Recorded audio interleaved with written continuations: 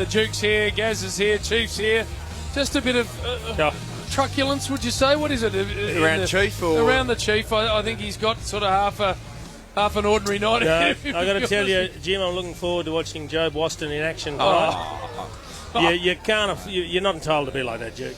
The Fox have never mucked up a graphic, Chief. Not as badly as Channel 7 did on that. Embarrassing. Hey, Duke, we heard earlier on your co-partner on the Hot Breakfast and the president of the Collingwood Football Club complaining about bias on television comedy. Telecommentary. Actually, comedy needs to be added into the sentence.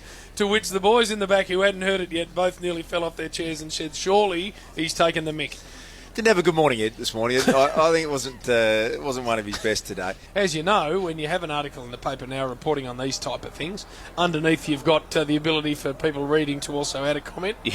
There were lots of those that just kept going down and down, as I understand it, into the hundreds. Not complimentary. No, well, that's because the Collingwood chairman or president wasn't particularly happy with a few aspects of what happened last night. So we'll play you a bit and then discuss it.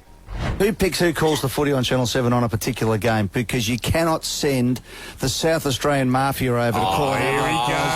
Hang on last a minute night, now. seriously. Hang on. You are not. Fair dinkum, mate. You are not going to go commentator bias, are you? I'm doing press read for Ed this week, and if I can get it half as biased as it was last night. You took it well, Bucks? Yeah, Pot Kettle Black comes to mind. So he was unhappy with the... Was he genuine? The calling or being was biased? taking the mickey? Well, I didn't hear it. I've only heard that replay. But he could only be taking the mickey. I watched it from home and never once entered my mind, Jim. Well, and Nathan Buckley, mind you, I was calling the Pies home big time for my own selfish reasons. I heard you were. He was a bit tired and emotional would be the way I would describe it. And for anyone who's done breakfast radio, no better man to speak about it than Jim, who did a 12-year stint.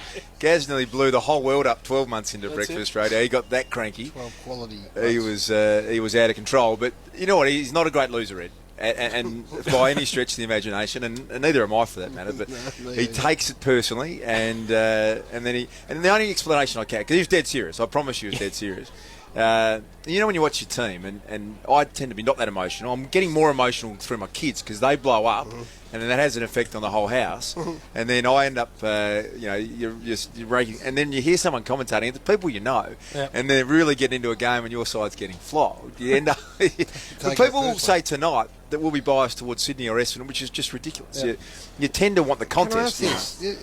Ed was at the game.